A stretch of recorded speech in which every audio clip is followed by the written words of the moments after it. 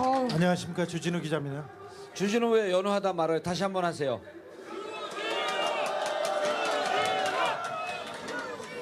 예. 주진우 기자님, 네. 팬카페가 많다가 요즘 2명 남았다는 건 어떻게 됐어요? 팬카페 회원들이. 아직도 2만 명은 넘게 있습니다. 여기 오늘 나온 분들 2만 명이 다 나왔어요, 여기에? 다 나왔죠. 예, 그걸 말이라고 하시죠? 네. 인기가 진짜 어마어마하시네요. 예, 네. 2만 명이요. 저도 얼마 안 돼. 저보다 많은 것 같아요. 제가 이제 18만 명 남았으니까. 네. 진짜 18만 명이에요, 저는. 18만 명이요? 예. 와. 예. 18만 명? 그 진짜 모이면은 어떨 때 2명 모여요. 깃발 든 사람하고 저하고.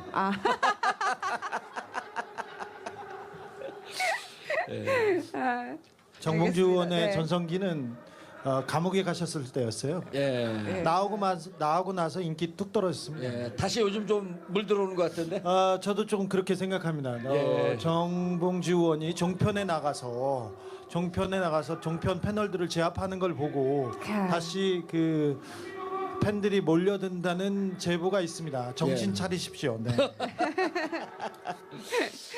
자, 조기 대선 국면에 들어가고 있죠. 네, 그렇습니다. 예. 어제 이재용 삼성 부회장이 구속됨으로써 탄핵은 거의 눈앞에 왔다고 볼 수도 있습니다.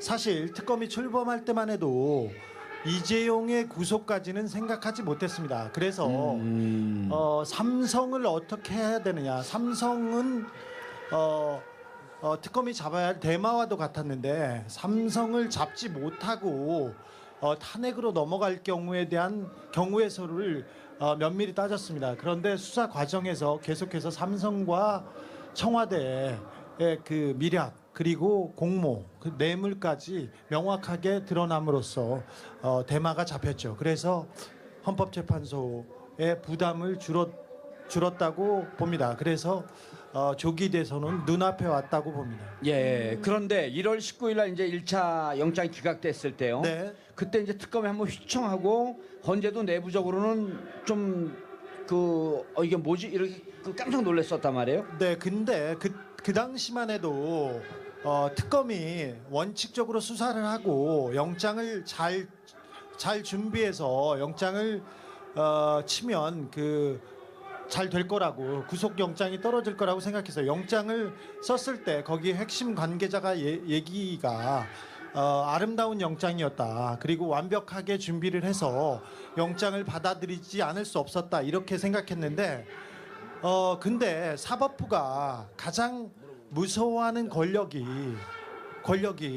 청와대 정치 권력이 아니라 삼성이라는 것을 간과하고 있었어요. 그래서 영장이 기각됐을 때 그 부분에 대해서 굉장히 통탄했었습니다. 예. 영장은 그때도 이미 완결성을 거의 갖췄다고 저는 보고 있습니다. 그렇죠. 그런데 특별히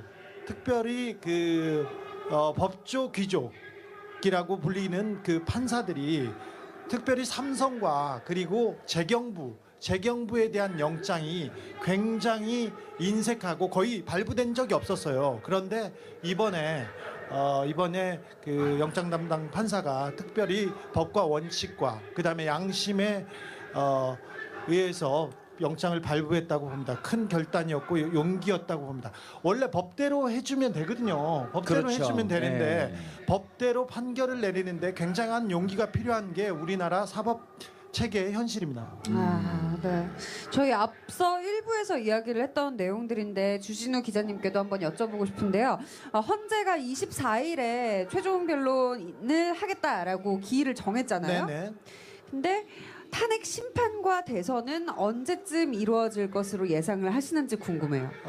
일단 그 박근혜 대통령 측의 그 작전이라고 볼 수 있었는데 예. 작전이 지난주에 이 헌재 심판을 박근혜 대통령의 그 대통령에 대한 탄핵 심판이 아니라 고영태 게이트로 만들어서 고영태에 대한 탄핵 심판으로 만들려고 계속해서 고영태를 헌재 증인으로 부르고 그 다음에 고영태와 최순실의 불륜 같은 그리고 주변 얘기를 하면서 막장 드라마로 몰고 가고요. 그 다음에 이재용 부회장의 영장을 기각함으로써 특검이 무리했다. 박근혜 특검이 아니라 탄핵 특검이 아니라 삼성 특검으로 다른 곁가지를 치고 있다 이 얘기를 하면서 태극기 집회 그리고 보수 세력을 결집해서 분위기를 끌고 넘어가려고 했습니다.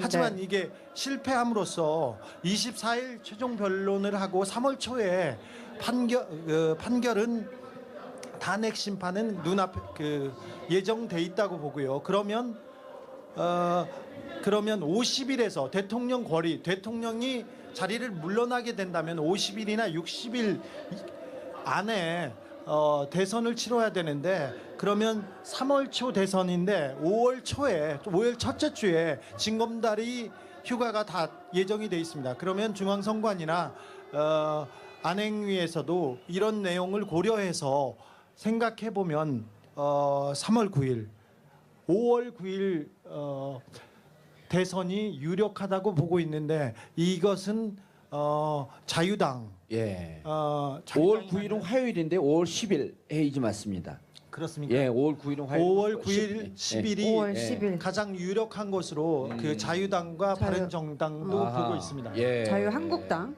자유한국당입니까? 네. 자한당. 자한당. 네, 예. 자한당. 네. 알겠습니다. 근데 이제 탄핵이 기각될 가능성을 아예 배제할 수는 없다. 아 그렇죠. 예. 새누리당 죄송합니다. 자유한국당 자유당입니까? 자유당으로 자유- 불러요. 예. 아직 헷갈려요. 자유당과 그리고 네. 청와대 그리고 지금 권력을 가지고 있는 분들이 가장 주력을 두고 있는 게 헌재에서 헌법재판관 한두 명을 설득해내서 그 사람들의 그 의견을 예. 그 의견을 바꿔서 지금 거의 대부분 이거는 뭐 제가 취재한 내용이니까 모르겠지만 거의 결정이 섰다고 봅니다. 그래서 예. 몇 사람이 기각 결정을 함으로써 대통령이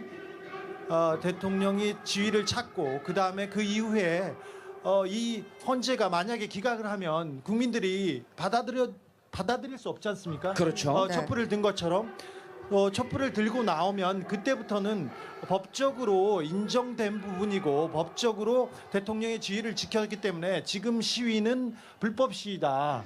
법에 위배되는 거다. 그래서 원천 봉쇄를 하거나 과잉 진압을 함으로써 충돌이 생기고 만약에 혼란이 커졌을 경우 그게 계엄령으로 가거나 다른 내용으로 다르게 이렇게 혼란으로 넘어갈 수 있습니다. 그때 박근혜 대통령이 결단을 내려서 뭐 하야를 한다던가 아니면 조기 대선을 결정을 하면서 그래서 판을 바꾸겠다 이런 게 그 자유당과 새누리당 사람들의 시나리오라고 보는데 예. 근데 뇌물죄가 성립이 됨으로써 뇌물을 준 사람이 구속이 됨으로써 뇌물을 받은 사람이 훨씬 더 무겁게 처벌돼야 되는 게 이게 법의 기본 원칙이 아닙니까? 그렇죠. 상식이고. 예. 근데 거기에서도 조금 넘어갔습니다. 이동읍 재판관은 굉장히 법리적으로 뭐라고 해야 되나요? 법리적으로 정교한 사람으로 알려져 있어요. 그래서 네. 그쪽에서 어렵게 모셨습니다. 그 헌법재판소로 박근혜 대통령 탄핵 재판이 갔을 때부터 박근혜 대통령 주변에서 1차적으로 모시고 싶었던 사람이 이동욱 재판관이었습니다. 그런데 처음에 간다고 했을 때 다 말렸어요. 가족들이 말리고 아하. 이동욱 재판관이 그 의지하는 스님도 말렸어요. 오. 뭐 알렸는데 가야 된다고 하면서 논리가 뭐였냐면은 박근혜 대통령이 잘못은 했지만 뇌물죄가 적용되지 않았기 때문에 탄핵될 정도의 큰 중죄는 아니다 이 얘기를 했었는데 그래서 이동욱 재판관이 재판에 나와서 계속해서 또 해서 얘기한 논리가 뇌물죄 적용이 안 됐기 때문에 탄핵은 무리하다 이게 논리였는데 네. 뇌물죄가 적용이 됐네. 어떡해요. 아하. 그래서 자기 발등을 지금 찍고 있습니다. 발등을 아이고. 찍었네. 예. 예. 그래서 탄핵 기각은 쉽지 않지만 그래도 그분들은 돈이 있고 권력이 있고 지금 자리에 그대로 있습니다. 사실은 이 정권이 박근혜 정권이 뭐 움직이거나 뒤로 물러난 것처럼 보이지만 그대로 있습니다. 박근혜 대통령은 텔레비전 보고 계시고요. 다른 사람들은 다 그 자리에 있습니다. 박근혜 정부의 2인자 황교안이 대통령 직무대행을 하고 있지 않습니까? 예. 오직 이 정권의 최순실 여사만 뒤에 물러나 있는 거지 나머지는 그대로 있다고 보니 그 사람들은 뭐든지 다 할 겁니다. 박근혜 대통령 주변 사람들을 보면 그런 얘기예요. 우리가 어떻게 잡은 정권이냐.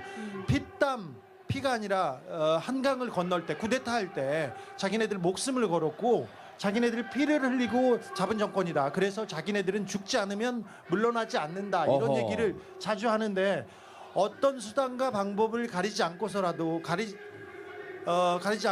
정권을 뺏기지 않겠다는 생각은 아직 있어요. 예. 그래서 아직 마지막까지 기대해 볼 수 있는 게 헌법재판소의 재판관들입니다.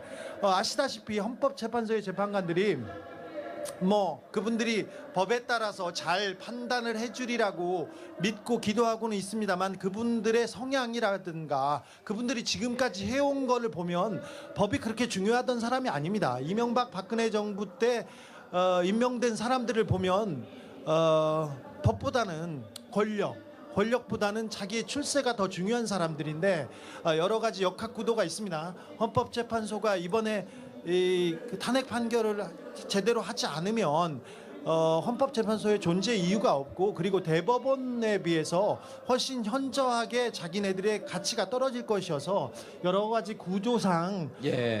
기각을 하기 어렵겠지만 그래도 잘 모릅니다. 그래서 끝까지 싸움이 끝날 때까지는 끝난 게 아니어서 눈 부릅뜨고 지켜봐야 됩니다. 예. 사실은 최순실 게이트가 처음 불거졌을 때 어땠습니까? 처음에는 굉장한 사건이 터졌지만 이 정권에 언론과 검찰을 동원해서 다 묻어버리라고 생각했습니다. 그런데 11월 25일이었습니까? 민중총궐기 때 예. 100만 명이 광장에 모이자 검찰도 놀라고 정권도 놀랐습니다. 그래서 그때 검찰도 사실 서울중앙지검 우병우의 아이들이고 황교안의 아이들입니다. 그 사람들 수사하지 않았던 사람들인데 그분들도 수사를 열심히 했습니다. 특검도 어허. 그 촛불의 힘으로 발진을 했고 그 힘으로 수사를 여기까지 해왔습니다. 이 촛불의 힘이 계속 영향을 미치고 있다고 생각하는데 그래서 저기에서 사람들을 계속 동원하고 있습니다. 반대편에서는. 근데 촛불이 꺼지지 않고 계속해서 함성을 외치면 헌법재판소에서 법에 따라서 잘 판결하리라고 봅니다.